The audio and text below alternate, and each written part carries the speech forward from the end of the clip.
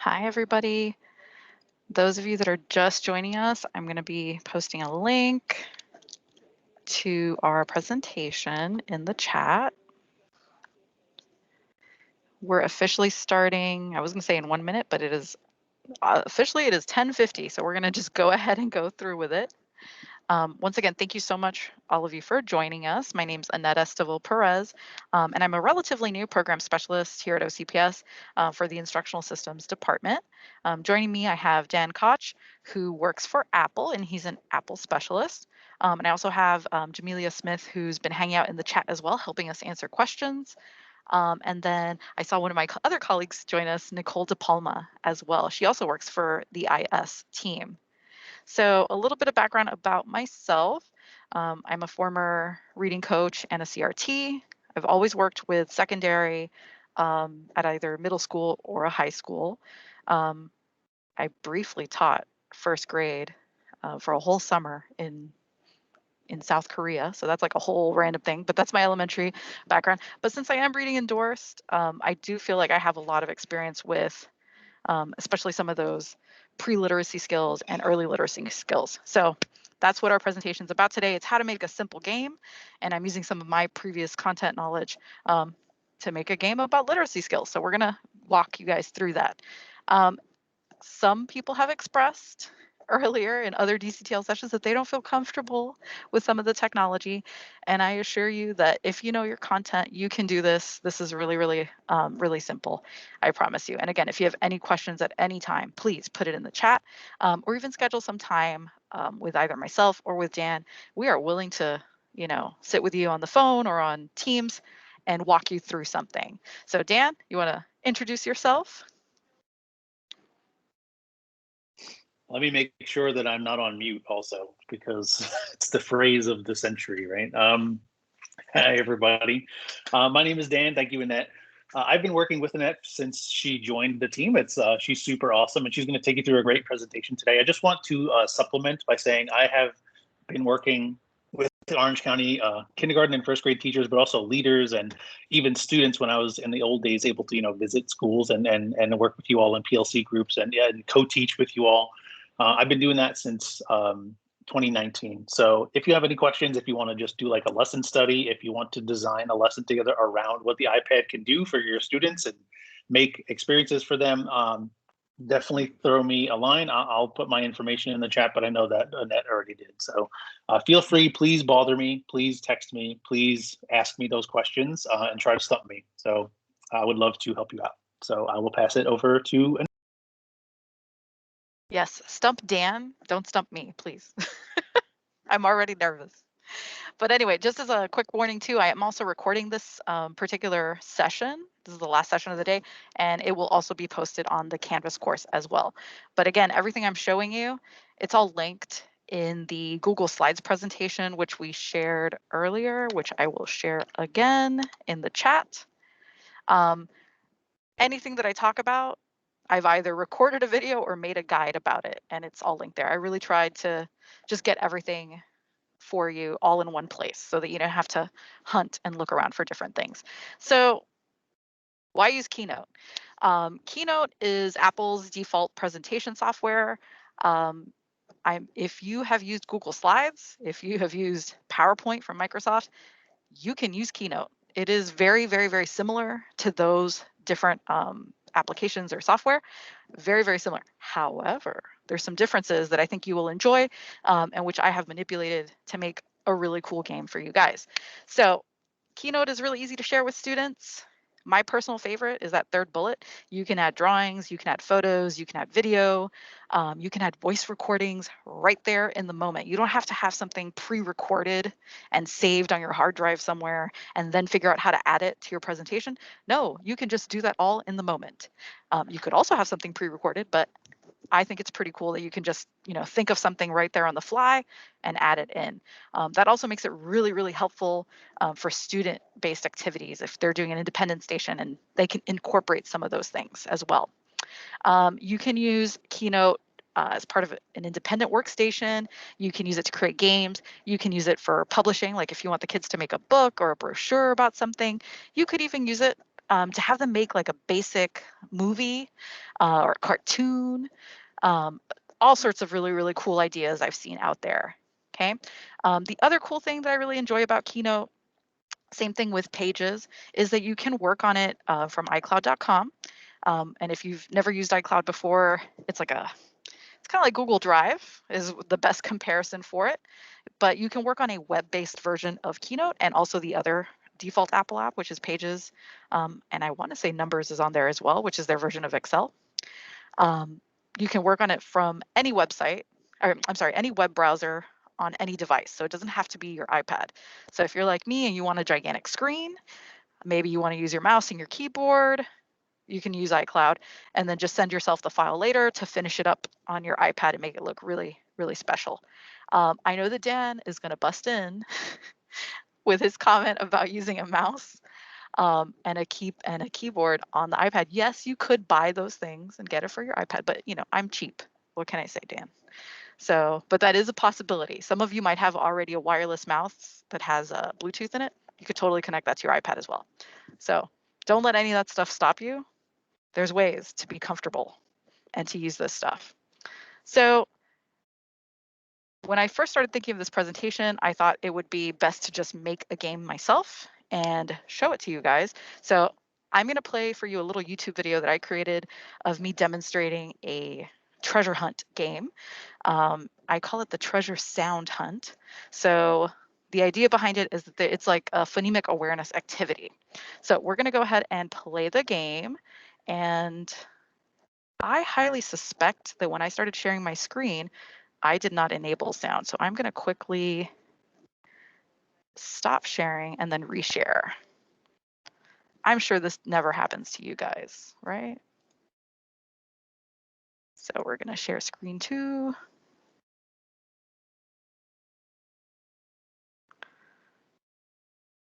Okay, I did not get my little message that said to share sound.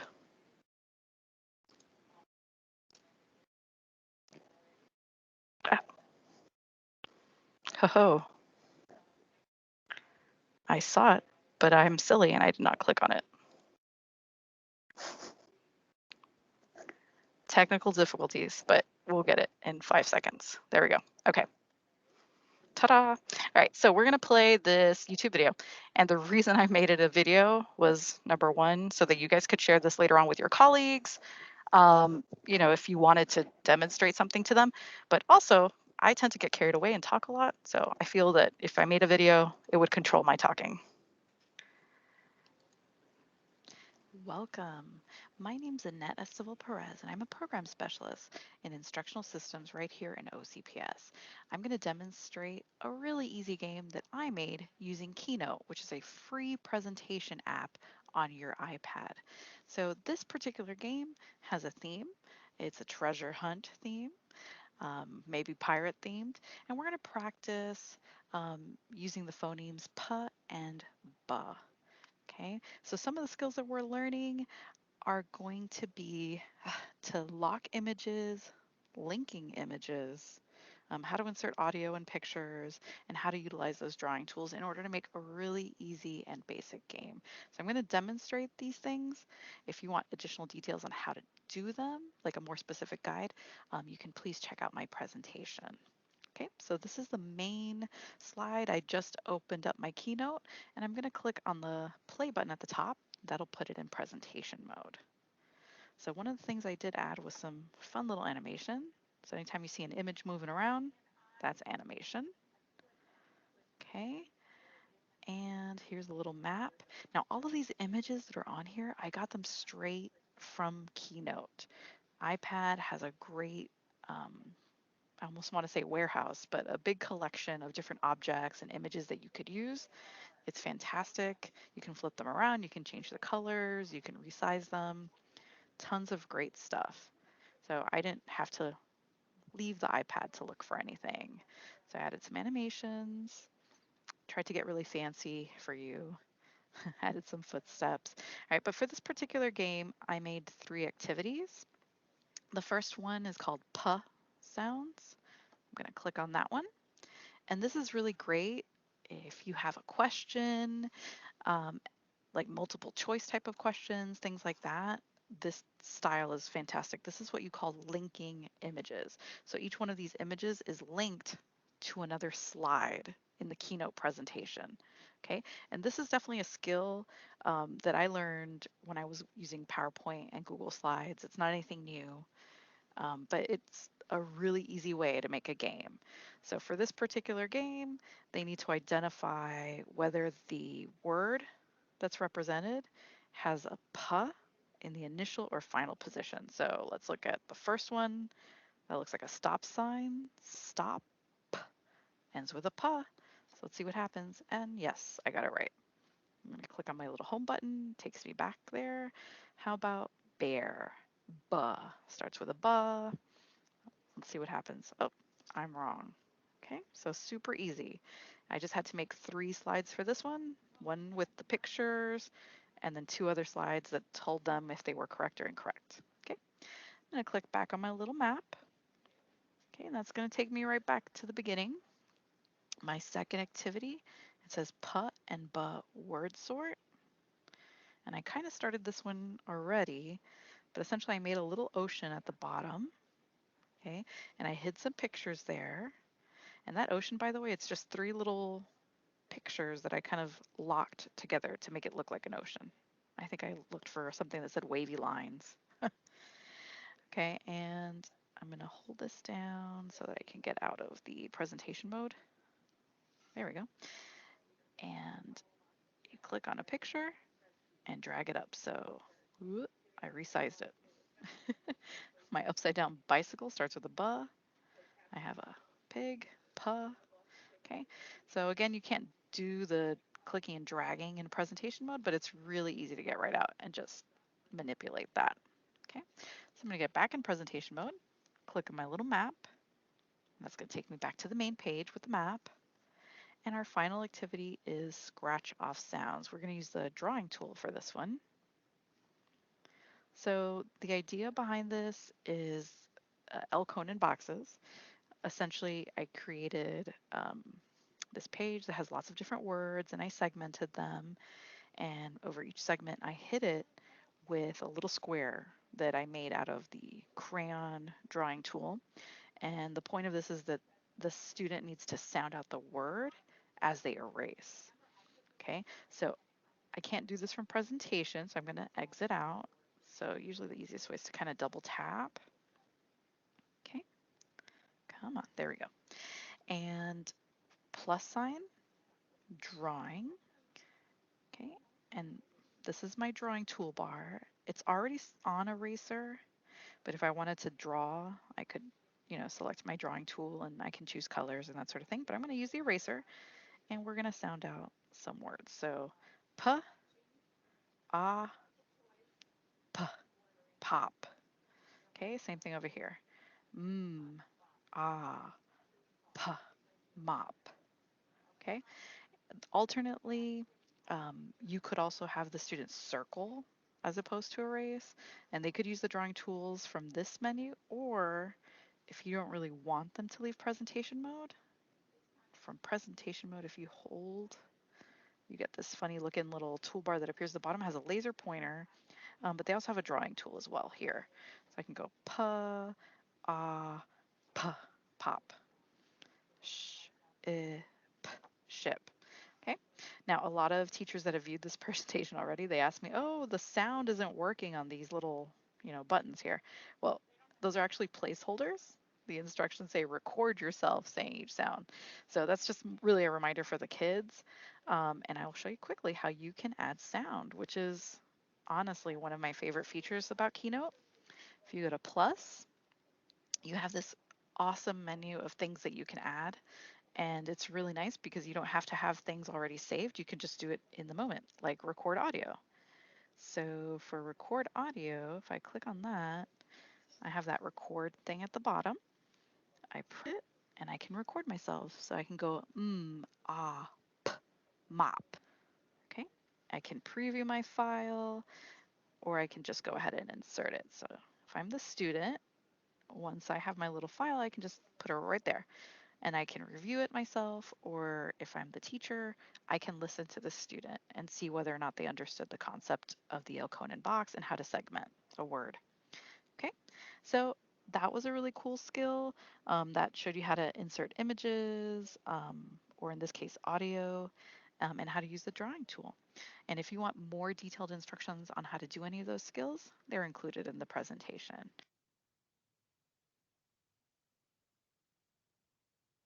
All right, everybody. So again, if you have any questions, don't forget to put those questions in the chat. So at this point, I'm just going to show you a couple more things that are in my Google Slides presentation, and then I'm going to show you those specific skills that I used in my game, exactly how to do it, how to execute it on your own keypad, on your own Keynote presentation. So if you don't happen to have your iPad with you today, or if for whatever reason Keynote isn't working, I saw that someone had an issue in the chat. Your alternative, for today, you could use iCloud.com. It is going to ask you to make an Apple ID, which is free to make.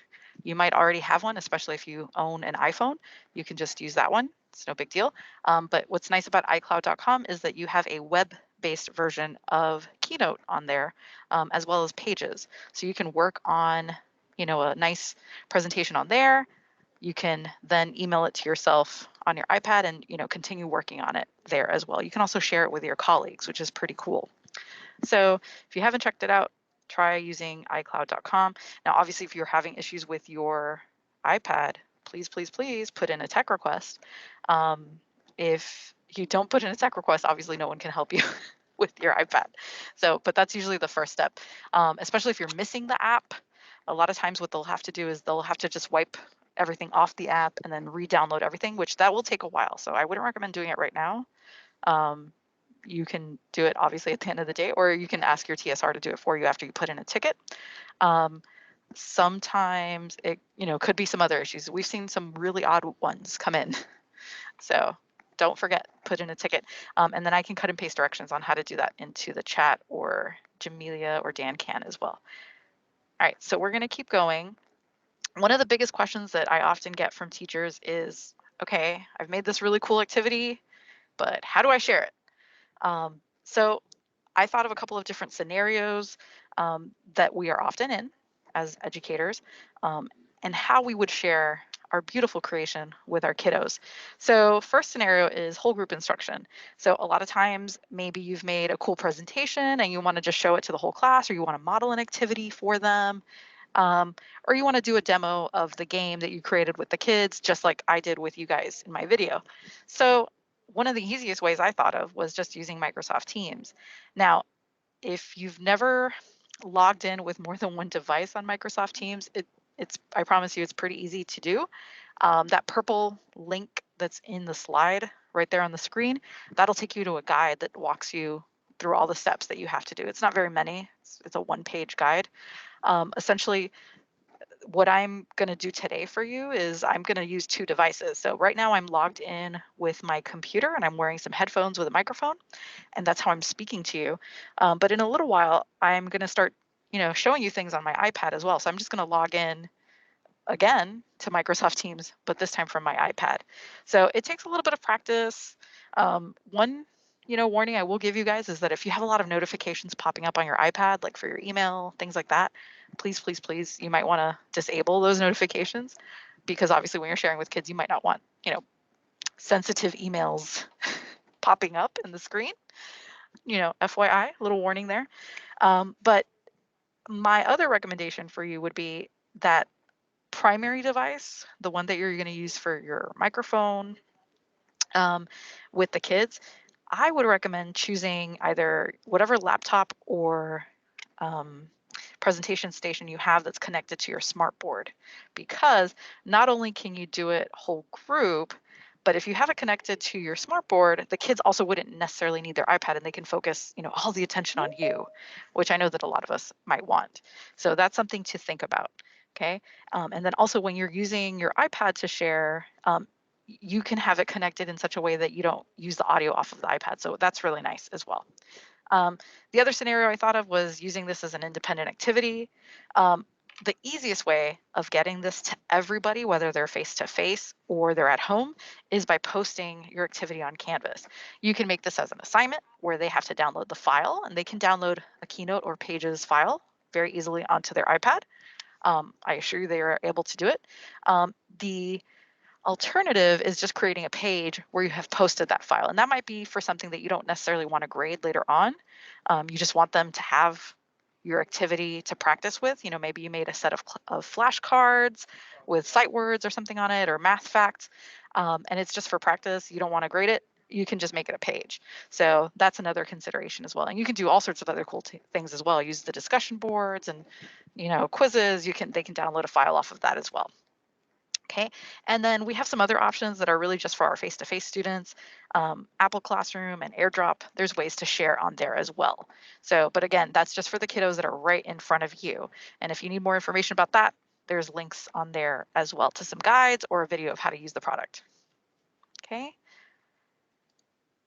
All right, and lastly, we have some resources. So I am going to give you guys time to make a Keynote game because we're here together until 11:35, so we still have 25 minutes. But of course, the last half of my presentation, I'm going to walk you through those skills. If you want to move on ahead, you can. If you happen to have this Google Slides presentation open, I actually have pictures of everything I'm going to do. I even made a video for you ahead of time. So everything's there. But I do want to front load a couple things before I release you.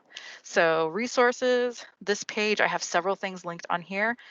The biggest thing that I feel that everyone should join is the Apple resource course. Dan and myself, we update it all the time. We grab ideas from teachers, we make resources, we post it on here. If Dan's doing a PD, he posts it on there. So if you want to find out when there's a new update, if you want to find out when we've posted some new content, if you join the course, you register for it in the PD catalog, you'll get those notifications in your email, which is fantastic. Okay, so you'll always have Apple content no matter what.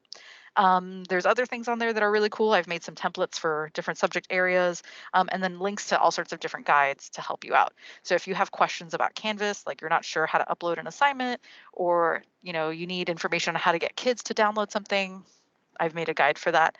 I've even been working on getting some of the parent guides translated for us. So right now I have an English parent guide and I have a Spanish parent guide. And I asked Multilingual to translate into some other popular languages as well. So that's going to be coming soon as well. So check out that Apple resource course. And of course, if you forget everything, it's 100% okay. If you just need us for some hand holding, we can help you through, an issue that you're having with an app, or you just need someone to kind of bounce ideas off of, please reach out to Dan or myself. So our contact information is on there as well. All right, so we are going to move on and we're going to talk about those very specific skills that I showed you in my game demo. I'm not going to use my Google Slides presentation anymore. So I'm going to stop sharing that screen and I'm going to actually just connect my iPad to the screen. Okay, so does anyone have any questions while I'm doing that? Please, please, please feel free to post it in the chat.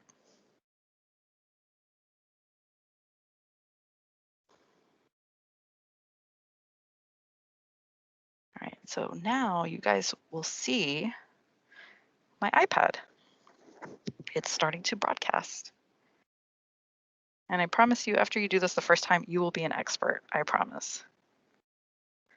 Okay, so that's Microsoft Teams. I'm gonna go back out to my main menu. I'm gonna open up Keynote as if it's the very first time. Some of you most of you probably will have Keynote hiding in a folder. For me, it's called Productivity. Yours might be called something a little bit different. All right, but I have a Keynote app in there, so I'm gonna click on that. This is the one that I made for the previous session, so we're gonna get out of this and make a new one. So I'm gonna show you what it looks like as if you're doing this for the first time. All right, I'm gonna click on the plus sign.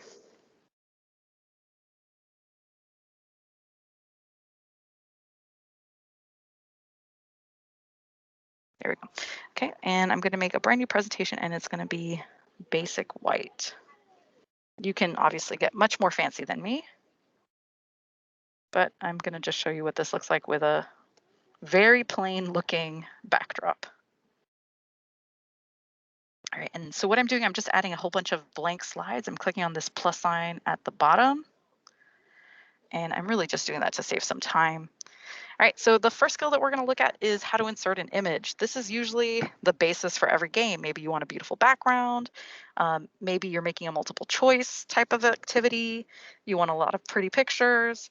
All right, the easiest way to do that is clicking on this plus sign at the top, and you get this fabulous looking menu. And from this menu, if you click on the shapes, you now have a menu of essentially clip art. These are all vector images. And what a vector image is an image that you can adjust the size and it will not alter the quality of the image. So I can change the size, I can change the color. So if I want a yellow turkey, I can have a yellow turkey. Let's add a rabbit. And I'm going to make my rabbit pink. All right. The other type of image that you can add in, obviously you can search for something on the internet. Okay. Oh, and I forgot to mention, you can also add text to your images as well. So if you double tap, you can type directly on your image. But also if you click on the paintbrush, aside from changing the color, you can also add text from there, and you can change the style of the text. So if you want it to appear larger like a title or like a caption, you can do that from there. If you want to center it, you want to make it bold, you can do all of that from there as well. And also you can flip the image, you know, change the angle of it, which might help as well. If you're, especially if you're going to do something really fancy, like, you know, little footsteps walking around a map or something like that, like I did in my video. Okay, so the other type of image you may want is something that you find off the internet. So I'm going to go to Safari. You could also do this from Chrome, doesn't matter. Earlier in the day, I searched for dogs. So here's a cute dog picture. I'm going to hold my finger over the image and press copy. Now, did it actually copy the image or did it copy something else? There's very weird. Okay, we'll find out. Okay, I'm going to tap there, and it did. It pasted my picture of a dog. Okay, so very, very, very simple. Again, you can also resize the image if you've gotten it from the internet. You really, aside from changing the angle on it, you can't really do much else with it. You might be able to play with maybe some of the shading on it, but obviously, you know, when you're getting the picture off the images, there's only so much you can do. So the other cool feature that I really like that's on Keynote is if you go to this plus sign and click on the icon of a photograph, you have a whole menu of different types of media that you can insert into your Keynote presentation, or in this case, a game. So my particular favorite is the record audio feature. If you click on that, a microphone appears at the bottom. It won't be able to record my sound right now since I'm in Microsoft Teams talking from my other account and I disabled it. But if I press record, it would normally record, and you can just insert your recording into your presentation. It's really, really a neat feature. It's particularly great if you're sharing this with kiddos and you want to read directions for them, if you want to maybe narrate a story, if you want to make a little movie. It's a nice feature to do those sorts of activities. And obviously, kids can also record themselves participating in the activity. So the other cool feature is there is a camera, and you can insert an image within your presentation that's not already saved. So that's a picture of me. I'm totally smiling under my mask, and I can just insert my picture. This is really cool. Again, if they're doing a scavenger hunt of some kind, you want them to take pictures of things around the classroom that start with a "ba," they can do that. If you need them to identify things for science, if you need them to identify things for math, they can photograph it and just quickly insert it into their presentation. They don't have to already have it saved, which is a really, really nice feature. Okay, and I'm going to delete my picture. All right, and lastly, from that plus menu, you can also insert drawings. Now, obviously there's some other things on there as well, but the drawing feature in particular is fun. You can choose colors, you can choose the type of tool you're using. Okay, this is great for annotating a text, or of course participating in some sort of activity. Maybe you have them circle something or draw something on a number line, etc. Really cool for those styles of activities. All right, so our next important skill that you will need, this is something that I think exists in any other presentation software. It's called linking, and it's the ability to link an image to another slide within your presentation. So what we're going to do is I'm going to quickly add something to slide 3 and 4, and I'm going to add something that represents stop or no, and that's going to show that they got the answer wrong. And you can obviously use something much nicer. So feel free. So stop signs are red, so we're going to go for red. And I'm going to do the same thing for slide 4, but I'm going to do something that represents yes, that they got it correct. So I'm going to go for a check mark. Okay. And again, you can change colors, you can add text. You can make that look as fabulous as you like. Okay. And I'm going to go back to my original slide with the pictures, and I'm going to put some sort of directions at the top. This would be a great time to add a question to your slide. You could add an audio recording with directions. You can get very fancy. All right, but we're going to be very basic, and I'm just going to add a little box with some directions. In this case, it's an oval. Okay, and my directions are click on the dog. Okay, so they need to identify whether or not one of these objects is a dog. So we're going to click on my turkey. Come on. All right, and you'll see a menu pop up, and the word link is there. So we're going to click on link. And obviously turkey is not a dog. So we're going to have that go to slide 3, which tells them that that is the incorrect answer. Okay, same thing for rabbit. We're going to press link. We're going to have it send them to slide 3, which is the incorrect slide, or the slide that shows that they're incorrect. And then finally dog, ding, ding, ding. That is the one that is correct, and that's going to go to slide 4. So when I press play at the top, that's my presentation mode. If I click on, let's say rabbit, it's wrong. Dog is right. Okay, so very, very easy skill to learn, but it looks phenomenal, I promise you, in the classroom. You can use this to make a Jeopardy. You can use this to make a multiple choice question. You can use it, in all sorts of applications, making a cute map, all sorts of fun stuff. Okay, and like I said, it does look really cool. So obviously, if you make it look really pretty, it'll look amazing. But this is my very basic on the fly presentation. And again, any questions that you might have, oh my gosh, there we go. Any questions that you might have, just put it in the chat. If you want to turn on your microphone, you can. You can also just ask. Okay. The other skill I'm going to walk you through that I showed everybody is grouping images on the iPad. And actually, I also wanted to mention, if by any chance any of you are using iCloud, things might look a little bit different on that. So if you need to know where a button is on iCloud, you can look at the Google Slides presentation that I shared earlier. I always have a picture of what it looks like on iCloud as well. But usually most things are in, like if you right click on your image, most of the things are going to be in that menu. So, but if you need a visual, you can look at the Google Slides presentation.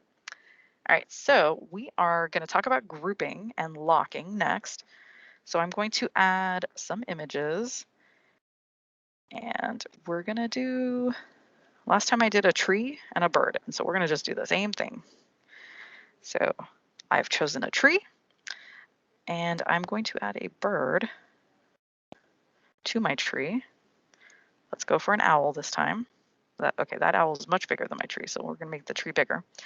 I'm going to, color the tree green so we can see this better. And owl, he's going to just be yellow. Okay, so right now these images are loose. I can move around each item individually. Okay, but The issue is when you share this with a student and they're doing this as an independent activity, if you don't group the images, they'll probably spend some time just kind of playing with them and moving them around. And they might mess up your beautiful, order of your images. So if you group the images, those images are going to stay together. So I'm going to click on both images at the same time. And this takes some finesse. I'm not going to lie to you. You need to use 2 fingers and just tap. So, oh, I did it on my first try. Sometimes it takes me 2 tries to do this. But click on both things, 2 fingers, a menu will appear, both images are highlighted, and then in your menu you have something that says group.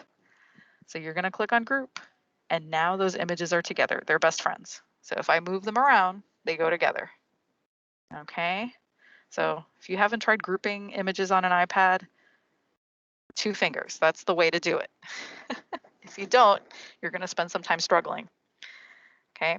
So the other convenient thing is locking an image. And again, that's really helpful if you don't want kids to, rearrange things all over your slides. It's very, very helpful to lock the image. You're going to go click on the image. You're going to click on the paintbrush and the menu will appear.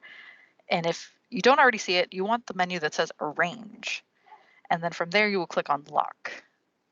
And then now when I click on my tree, you can see that I've clicked on it. I'm trying to move it around on my screen and it will not move because it is now locked. So if I click on the image, I can unlock it and I can now move it. Okay. So another simple skill, but it's very effective when you're making a game, especially if you're sharing it with students. Okay. And then final skill for the day that I'm going to show you is all about animation. Okay. We still have about 10 minutes left in our presentation. This is a really, really fun one. If you have used, again, PowerPoint or Google Slides, I'm positive that you have seen someone animate something on a slide. However, you may not have seen this particular style of animation. So we're going to get another bird. You know what? Let's do the bat. I liked the bat last time. Maybe not so big. We'll do a medium-sized bat. And, bats are black. We'll leave it as black. And we're going to put him up here in the corner. He's flying around at night. And we're going to click on our image and we're going to click on animate. Okay. And we have a menu that appears at the bottom. You have build in and build out. And that's just, blur him. You can make him appear. You can make him disappear. You can compress him, which I think is like a squishing one. But what's really cool is this middle menu where it says add an action. And my particular favorite is this one that's called create path. I can actually draw a path that I want my bat to fly. And then it'll show me a preview of what that looks like. So this is a very, very cool feature if you want to make like a little mini movie, if you want to make a really cool looking game that has some animation on it. You can really apply this in many, many different ways, and it looks very, very impressive. I guarantee you that people will not know how you did this. And, it'll get you some brownie points, I promise. So I'm going to press play, and then we can watch that. And there he is moving around. Okay, so that is our final skill that you'll need for games. Obviously, there's tons of other things that we can show you how to do on Keynote. That's for another day. But these are the most basic things that you'll need if you want to make something really neat and share with your kiddos. Okay, and if you have any questions or if you want me to show you something on the iPad, please let me know. Type on the chat. You could even just turn on your microphone and just ask away. Okay. And we are ending Annette, it. can I just yes and something that you Go said? for it. Yeah, no, this is awesome. This is, you could probably tell I always interrupt you at this point because it's like my favorite thing. But I've seen this feature be used by teachers and students. And I just remembered this teacher I was working with last year. She had students animate because you can animate anything. You're animating shapes here in a great way, but you can animate text boxes and you can do anything that you want with them. So I've seen students animate verbs with what the actual verb is telling them. So they'll make like if they're I'm sorry, adjectives. So if they're animating something and it is like the word bounce, there's a bounce animation. They can do a whole bunch of different stuff, and they can sort of use some creative thinking to animate the words that are on the page with what the words represent. So I thought that was a cool idea. That sounds super cute. I love it. So does anyone else have any other ideas that kind of came up to mind with this? Is there anything coming up in your curriculum that you think you might want to turn into a game? You can totally feel free to sound off with everybody else here. We can help you.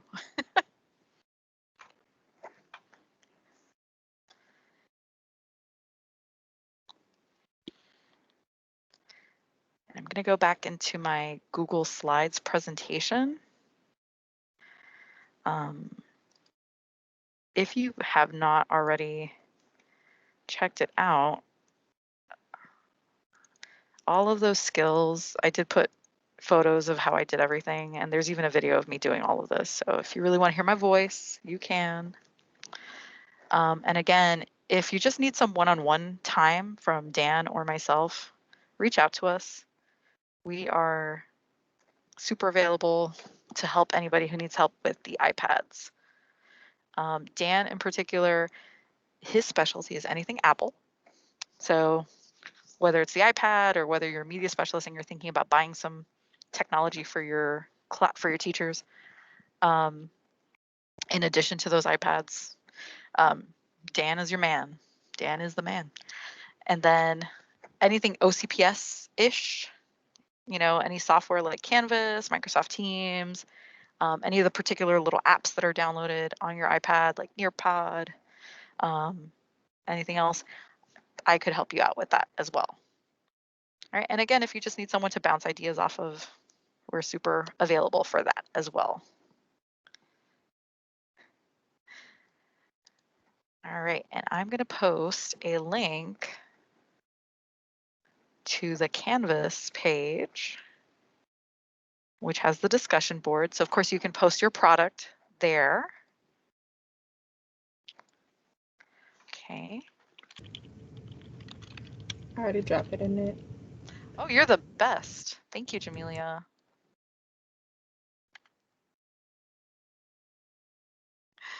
And again, if you have any questions, please feel free to turn on your mic or type in the chat. You guys are a quiet group. I hope that you're all making something fun. We are over in 3 more minutes at 11:35. And I'm going to take a peek at the schedule because I believe there is a debrief at 11:40. So if you look at your agenda, there should be some sort of a link there. And then after that at 12:55 is, oh, I'm sorry, at 11:55 is lunch. It's very important.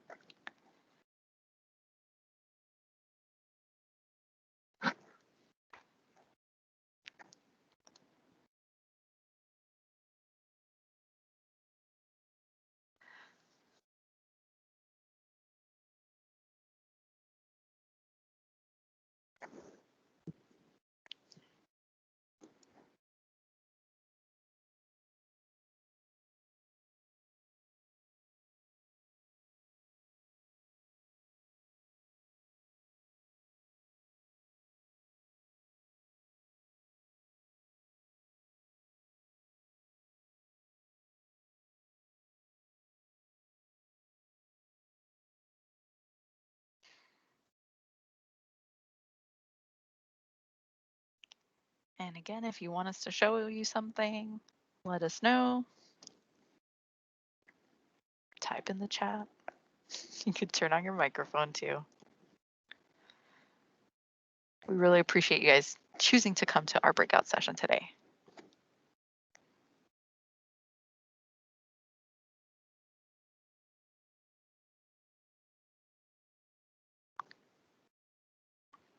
And Mary Kate, I gotta say, I love your profile picture.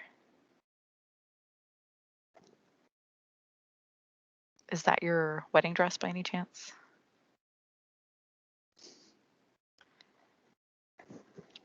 It looks like I think they're called a humbuck, right? Yes, I lived over there. That was one of my New Year's pictures. Ah, okay, cool.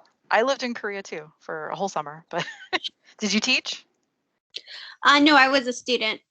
Oh, nice. Very, very cool. Yeah, I went over there for about 3.5 months to teach in English. It's fun. It's very culture shock. Yes, yes, it is. It's super, super different. So, especially if you're a tall person, I found myself like people would just approach me randomly on the street, be like, "Oh, you're so big." Like I, like yes, I am. I don't know what to tell you. Like people are very personal in the subways too. It's very Yeah. odd. It's very different. But yes, all right, guys. So it is 11:35. Thank you so much for attending. Again, if you have any questions, reach out to Dan or myself. We're here for you guys, and hope to see you in the afternoon sessions as well. All right. Have a good day, everyone. Enjoy your lunch as well. But I believe there's a debrief first.